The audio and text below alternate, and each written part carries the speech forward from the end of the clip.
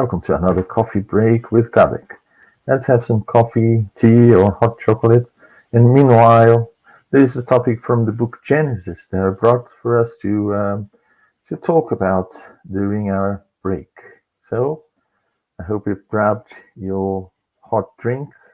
It can be cold drink as well, if you like. But today we'll be talking about miracles. This is a very interesting subject because it's been part of a history of humanity. And Kardec, in the book Genesis, he explains, according to the information from the spirits, and also using historical facts together with reasoning. That was the characteristics of Kardec. He always used reasoning. That's why we say this is the scientific aspect of the Spiritism being applied throughout the whole codification. That means that Kardec used reasoning and very strict methodology to understand not only the phenomena that took place in the history of humanity, throughout the whole history of humanity, but also those phenomena that he got in contact with in the 19th century, which were the turning tables. And for those who don't know, initially Kardec was very skeptical about the turning tables, and a friend took him to one of the sessions. And while people saw that as an amusement, Kardec saw just beyond that. And it's interesting because that was the starting point for Kardec to use reasoning together with facts, of course, to with the information that was then provided by the spirits, to collect all that in the 5 books that make the 5 pillars of the Spiritism. And these pillars are based in science, philosophy, and also the moral aspect, because we as the spirits, for us to progress, we need to develop in moral terms. So we need a code of conduct in moral terms. And that's why it also has the religious aspect, which is very important in the sense that it's the one that helps us to promote our personal moral improvement, betterment. And it is the way that we as a spirit evolve, or at least we hasten our evolutionary process. But then we talk about miracles. And the word miracle, what is the etymology of the word miracle? And miracle, in its origin, it means mirari. Mirari, a word that means to admire, something that is admirable, something that is extraordinary, something that is surprising. But then the Academy defines the word a miracle as an act of divine power, contrary to known laws of nature. And this is very important because we see that throughout our history, that whatever was outside natural laws, of what we understood as natural laws or natural phenomenon, then it would be classified as something miraculous. And as we evolve, because we know that we knew very little at the beginning, and then we evolve in terms of knowledge, our sciences, they are constantly evolving. And as we get to know more laws, natural laws, explain more phenomena, classes of phenomena, we then take things that were initially seen as miraculous and turn them into something that can be explained by laws. But we have to bear in mind that we are far from understanding all the natural laws. And that's why Spiritism is so important, because Spiritism comes to explain one aspect of our life, one aspect of our lives, and this aspect of our lives is the spiritual one. That so far very few knowledge had been gathered together in a consistent way to explain it. We, because our senses basically are prepared to detect what is material around us, we perceive the material world and the material nature, if we can use those words, first. And then we build our knowledge based initially on what we could observe, could feel, the change in temperature, the night skies, and so on. And little by little, we developed our intelligence, we developed our instruments based on knowledge acquired previously. And with this instrument, we started to see beyond, to perceive beyond. And also intellectually, we started to create more elaborate theories to explain what we couldn't see with naked eyes or with our instruments. And science evolves like that. We have theory on one side and experiments on the other side. And then they are always working together. One gives the first step, the step ahead, and then the other one follows. It's just like the act of walking. One foot first, and then the other one that lagged behind will follow suit, perhaps advance a bit more, and then the theory will try to explain what was observed and couldn't be explained so far. And so in science, we don't talk about miracles anymore. If you go to a laboratory, we see sciences.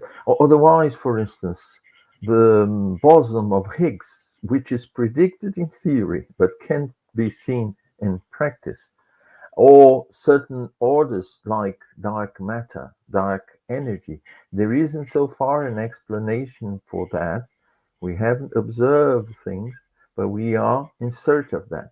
So we couldn't say that, oh, it is a miracle that the universe is still expanding while it should be actually beginning to reverse its movement. And then we suppose there is a kind of energy. We don't say it is a miracle. It is a miracle that the universe is still expanding. We go in search of a theory to explain that. And that is on a material level. And what Kardec tries to say is, let's see what we call miracles. Now getting together, bringing into context all the teachings that we receive from Spirit regarding spiritual nature, spiritual laws, which are also natural laws, which go beyond what so far we in our sciences could see, could detect, and could explain.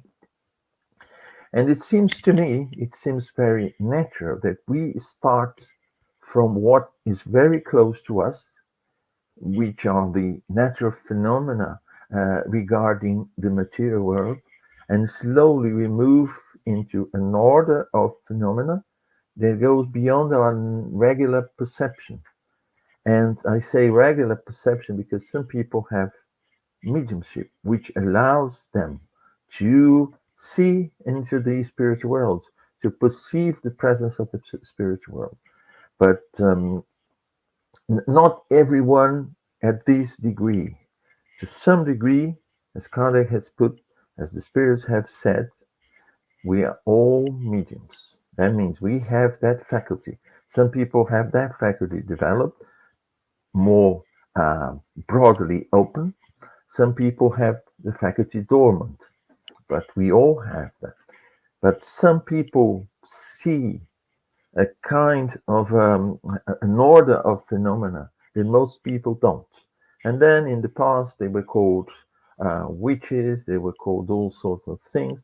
And because they were outside, or the sort of phenomena they experienced and sometimes even produced, they were outside the known natural laws, they would be either classified as witches, and then they would suffer the consequences for that, or they would be classified as saints if they were part of a religion, especially the Catholic religion. So the saints were basically witches or wizards or whatever that could produce miracles, but were inside. The difference was if you were inside or outside the church.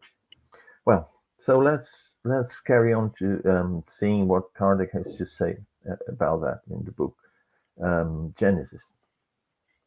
Nowadays, we lost its original meaning because it's something that's admirable, but it doesn't mean that it's something that is supernatural. That means that derogates natural laws.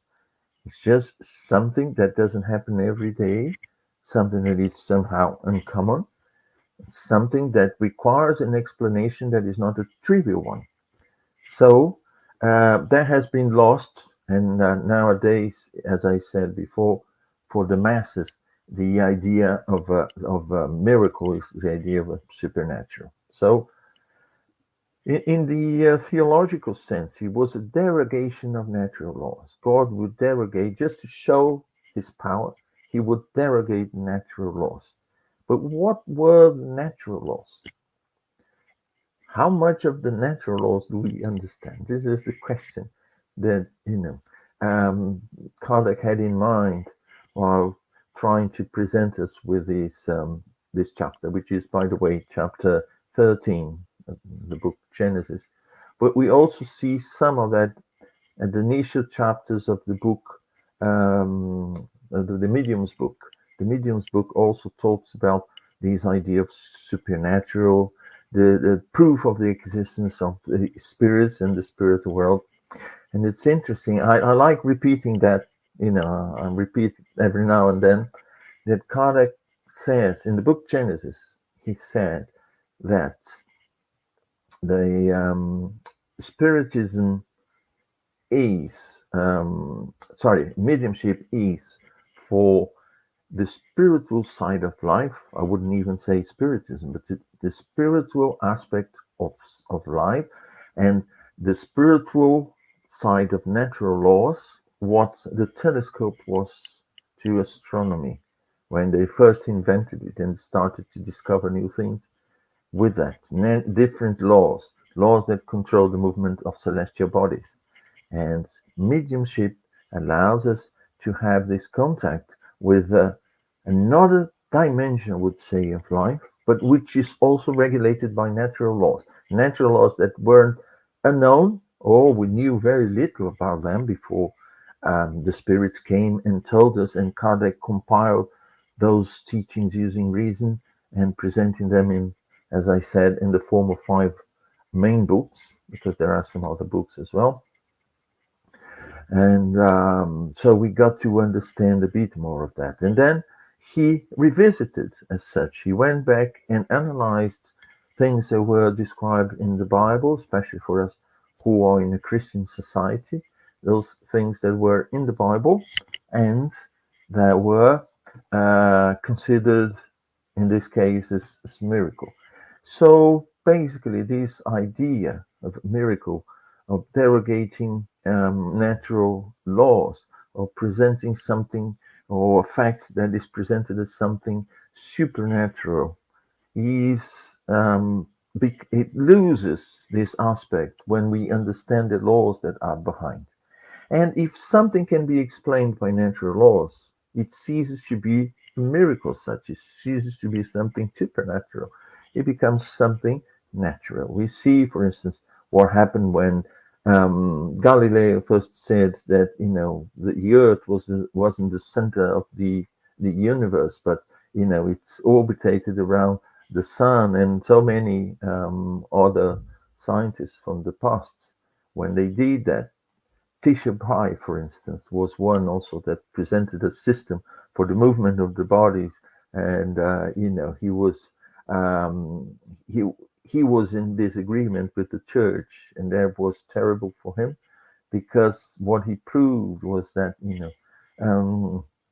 what the church was saying, that was the accepted understanding of life and everything else, wasn't exactly that way. He was presenting natural laws that would explain things in a different way. So we see that throughout our history.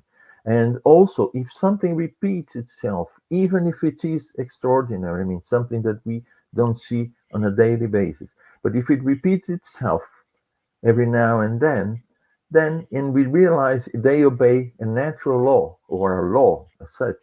And even if we don't know the law behind that, it ceases to be a miracle as well.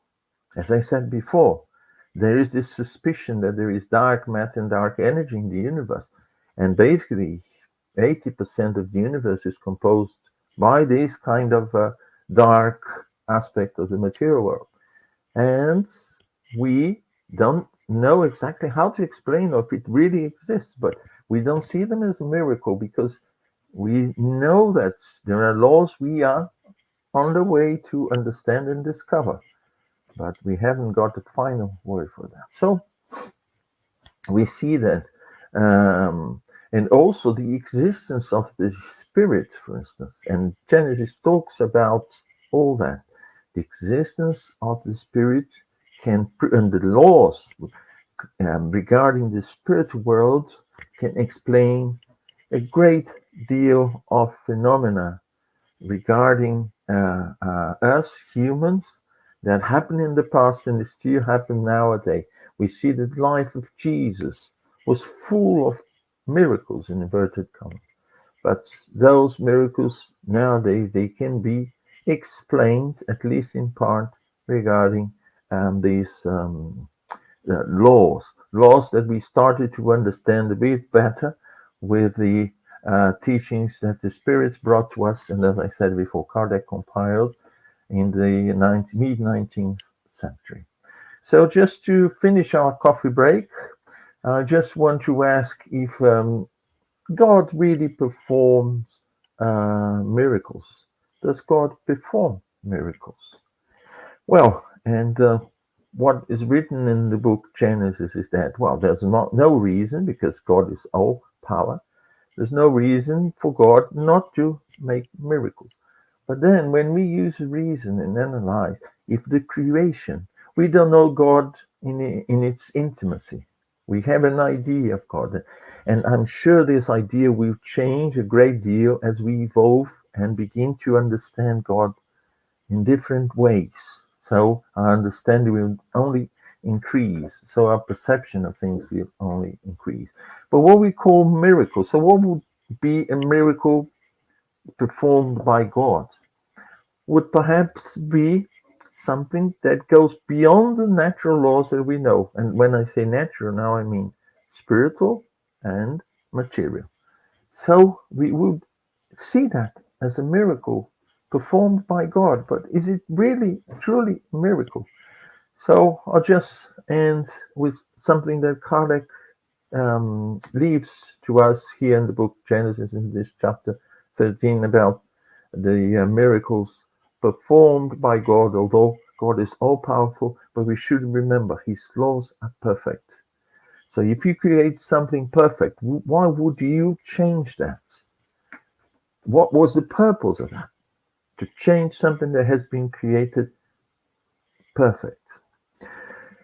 Since miracles, this is from book Genesis, since miracles are not necessary for the glorification of God, nothing in the universe deviates from the general laws. God does not perform miracles because, since the divine laws are perfect, God has no need to derogate from them.